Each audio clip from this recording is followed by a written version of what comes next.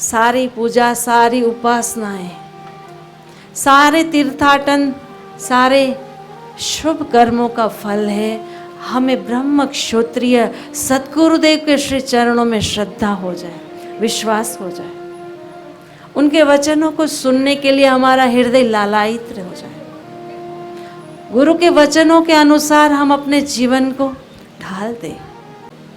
गुरु और शिष्य का संबंध बड़ा बड़ा गूढ़ रहस्य है। शिष्य की चिंतन की धारा और गुरु की देने के अंदाज से सदा सद्गुरु अपनी कृपा पे नजरों से शिष्य को सेवते रहते, बचाते रहते इस माया जाल से। जैसे कछुई अंडे तो धरती पर देती है, अंडे देकर कछुई जल में, जलाशय में चली जाती है, ध्यान करते हुए अपने अंडों को सेती है और अंडों में परिपक्वता भी आती है। ये शास्त्र वचन है और कईयों ने सिद्ध भी किया होगा, देखा भी हुआ। ऐसे ही गुरु शिष्य का संबंध है। गुरु चाहे माइलों की दूरी पर हो, शिष्य गुरु के शरीर से निकट नहीं हो, लेकिन भीतर से गुरु के साथ एकाकार होता है, गुरु के चिंतन में मतगत होता है, तब गुरु की कृपा उसको सदा सेती रहती है, सदा उसकी सुरक्षा करती रहती है। पावन गुरु शिष्य के संबंध में जिस प्रकार सोने को कभी जंग नहीं लगता है, सुवर्ण को कभी जंग नहीं लगता है, वो ऐसी उच्च धातु है, चाहे उसको कीचड़ में फेंक दो, चाहे बारिश में वो गीला होता रहे, चाहे उसको आग में फेंक दो तो वो काली नहीं पड़ेगी, वो सड़ेगी नहीं और चमक करके वो दमदमाती हुई और आकर्षित करती रहेगी। ऐसे ही गुरु कृपा जिन भी शिष्य के भीतर बरस रही है, उन शिष्य को चाहे कितनी भी मुसीबत में डाल दो, कैसे भी वातावरण में उसको फेंक दिया जाए, वो सच शिष्य अपने गुरु के स्मरण चिंतन के प्रताप से कैसी कठिन से कठिन परिस्थितियों से उभर कर चमचमाते हुए संसार में जब आता है, तब संसार भी उसकी जय घोष करता है कि धन्य है तेरी भक्ति और धन्य है तेरा गुरु चरणों का समर्पण। एक बार मस्तेंद्र नाथ जी, जिनका शिष्य गोरखनाथ जी, कुछ यात्रा कर रहे थे।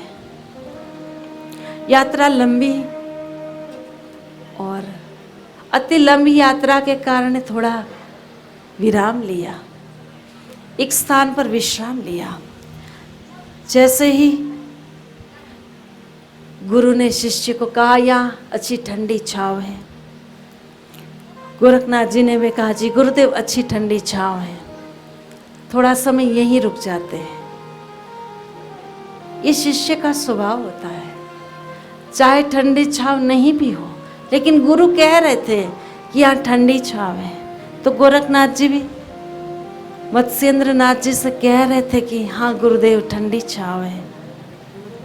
गर्मी के दिन थे, ठीक से उस पेड़ के पत्ते भी नहीं थे, बिखरे बिखरे से पत्ते थे, डालियों से धूप भी आ रही थी, लेकिन फिर भी गुरु ने कहा ठंडी छांव है। जी गुरुदेव ठंडी छांव है, यही विश्राम कर लेते हैं। गोरखनाथ जी ने जी हाकार भरते हुए अपने गुरु को सहमति दी। मत्स्येंद्र नाथ जी उसी पेड़ के तने का सहारा लेते हुए विश्राम करने लगे।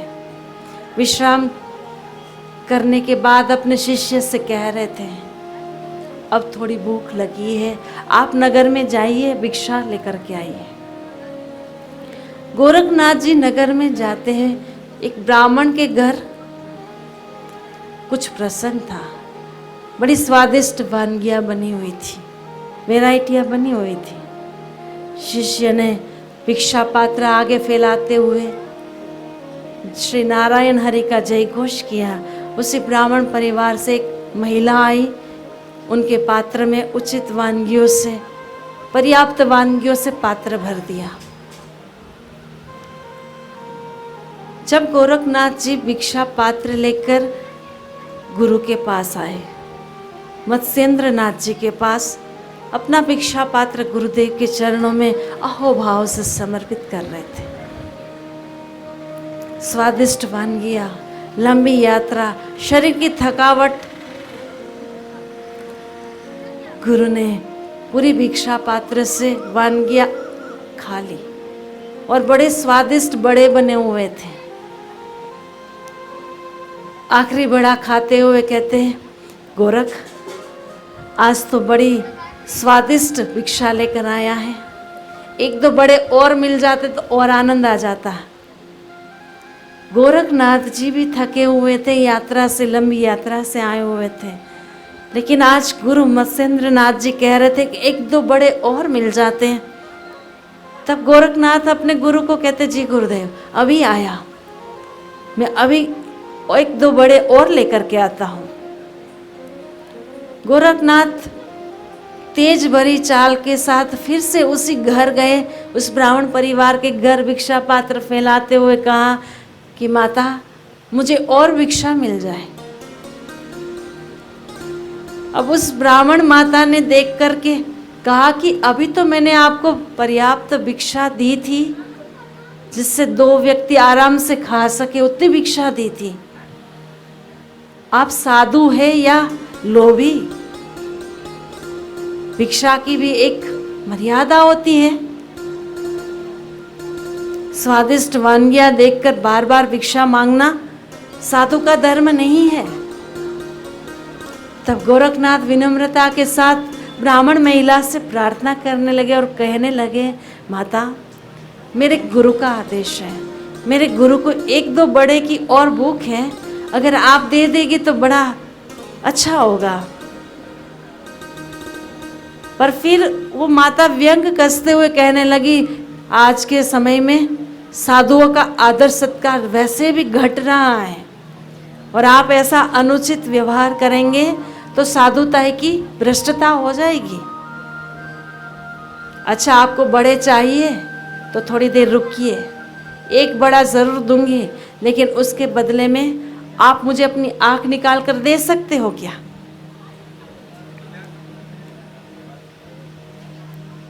तब गोरखनाथ एक क्षण के लिए भी नहीं सोचे, तुरंत ही अपने उंगलियों से अपनी आंख को निकाल करके एक हाथ से माता को देते हैं, आगे हाथ करते हुए कहते कि ले माँ तो मेरी आंख ले ले, पर आज मुझे गुरु सेवा के लिए, गुरु सेवा की सफलता है तो मुझे दो बड़े दे दे। उस समय उस माँ का हृदय द्रवीभूत जरूर हुआ, लेकिन करूँ तो क्या करूँ? एक साधु ने अपनी आंख निकाल ली है। माई अपनी आंखों को बंद करते हुए मुड़ करके जल्दी से अपने घर के भीतर जाकर बड़े लेकर आती है, भिक्षा पात्र में देती है और अपना दरवाजा बंद कर देती है। और गोरखनाथ अपने हाथ से आंख लेकर कह रहे, माई तू मेरी आंख तो लेते हुए जा, ऐसे तो द्वार बंद ना कर, खटखटा रहे थे, मेरी भी तू भिक्षा स्वीकार कर ले।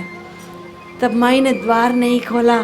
तब गोरखनाथ ने अपनी गुरु सेवा करने के लिए अपनी आंख को पट्टी बांध ली, अपने हाथों में आंख को छुपा लिया और एक हाथ में भिक्षा लेकर जल्दी जल्दी अपने गुरु के पास पहुंचे।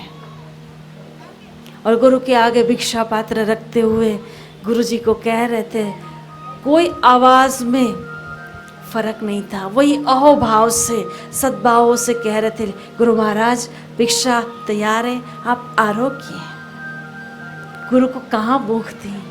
गुरु को तो आज अपने शिष्य को सुवर्ण की नई चमकाना था, अपने गुरु शिष्य को निखारना था, शिष्य की भक्ति को चेक करना था, चकासना था। जैसे ही मत्स्येंद्र नाथ जी ने गोरखनाथ जी की ओर देखा तो एक आँख ही नहीं है और आँख पे पट्टी बंदी है, वो भी खून से तरबतर है। तब आज करुणा से भरकर गुरु पूछ रहे थे कि बेटा तेरी आँख को क्या हुआ, तेरी आँख को क्या हो गया? तब शिष्य कहता है, गुरुदेव कुछ नहीं हुआ, बस थोड़ी सी चोट लगी है। अब गुरु तो हमारे तन की भी जाने, हमारे मन की भी जाने, हमारे जन्मों जन्म की जाने कि ये जीव कहाँ से आया है, किस लिए आया है और इसकी यात्रा कैसे मुझे सुगमता से पार करानी है। इन भावों के साथ मत्स्येंद्र नाथ जी ने एक क्षण के लिए आंख बंद करके कहते कि धन्य है गोरख, धन्य है तेरी गुरु चरणों की भक्ति निष्ठा, जो तूने एक क्षण के लिए न सोचा छोटे से 2 पैसे के 2 बड़े के लिए मैं अपने अनमोल परमात्मा की विलक्षण दी हुई कृपा को कैसे उस माई को दे दूं।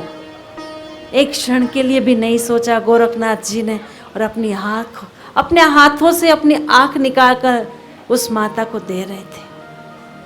तब गुरु ने गोरखनाथ जी के हाथों से आंख उठाई और अपने मंत्र शक्ति के प्रभाव से वापस जैसे थी वैसे की वैसे कर दी और अपने हृदय से लगाकर कहा कि आज से तू शिष्य नहीं, आज से तुम भी एक गुरु है। जो भी तेरा स्मरण करेगा उनके हृदय में सदा सर्वदा भक्ति, गुरु भक्ति प्रकटती रहेगी। और जिनके भी हृदय में गुरु भक्ति है, जिनके भी कर्मों में गुरु सेवा है, उन भक्त की नैया कभी इस संसार में डूबेगी नहीं।